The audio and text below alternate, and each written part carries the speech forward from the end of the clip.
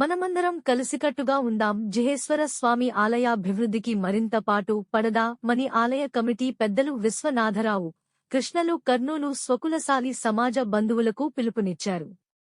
శనివారం కర్నూలులోని పెద్దపాడు రోడ్లో ఉన్న దేవాలయం నందు జిహేశ్వర స్వామి జయంతి వేడుకలు ఘనంగా నిర్వహించారు. ఈ వేడుకలకు కమిటీ ఉపాధ్యక్షులు Venkobarao, Yuvraj, secretary Anandarao, joint secretary Lakshminarayana, కోశాధికారి బొందే ఈరన్నలతో పాటు కమిటీ సభ్యులు, స్వకులశాలి పెద్ద ఎత్తున పాల్గొన్నారు. ఈ సందర్భంగా వారు మాట్లాడుతూ 2 దశాబ్దాలుగా జిహేశ్వర స్వామి ఆలయాభివృద్ధికి అలుపెరుగని కృషి చేస్తున్నామని, అందుకు స్వకులశాలి కుటుంబ బాంధవులు తమకు తోచిన విధంగా సహాయ సహకారాలు అందించారన్నారు.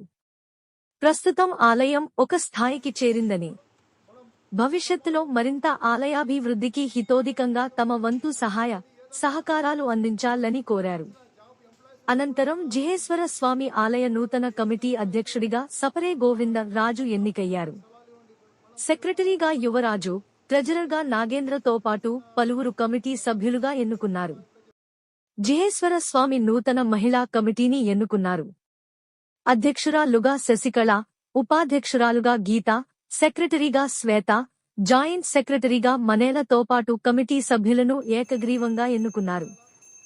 ఈ సందర్భంగా అధ్యక్షులు గోవిందరాజులు మాట్లాడుతూ, జిహేశ్వర స్వామి ఆలయ కమిటీ అభివృద్ధికి శక్తి వంచన లేకుండా తన వంతు కృషి చేస్తానని, ప్రతి నెల ఆలయ దీపానికి అయ్యే ఖర్చును తానే భరిస్తానని సభాముఖంగా ప్రకటించారు. అధ్యక్షుడిగా ఎన్నుకున్నందుకు ప్రతి ఒక్కరూ ఒక్కరికి కృతజ్ఞతలు తెలిపారు. ఇంకొకటి చెట్లు కూడా నాటండి, సమాజం కోసము రాబోయే తరానికి చెట్లు కూడా నాటాలని కోరుకుంటున్నాను.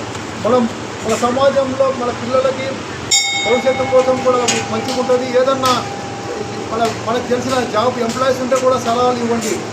గ్రూపులో ఏదైనా ఎంప్లాయీస్ ఏమన్నా జాబ్ ఉందనుకోండి, సలహాలు ఇవ్వండి. మన సమాజ బంధువులు ఇట్లా చేసుకుంటారు.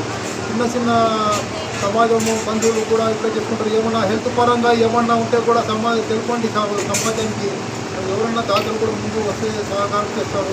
ఇంకొకటి ముఖ్యంగా రాజకీయంగా కూడా రావాలని కోరుకుంటున్నారు. రాజకీయంగా మన వంతు ప్రయత్నం చేయాలా.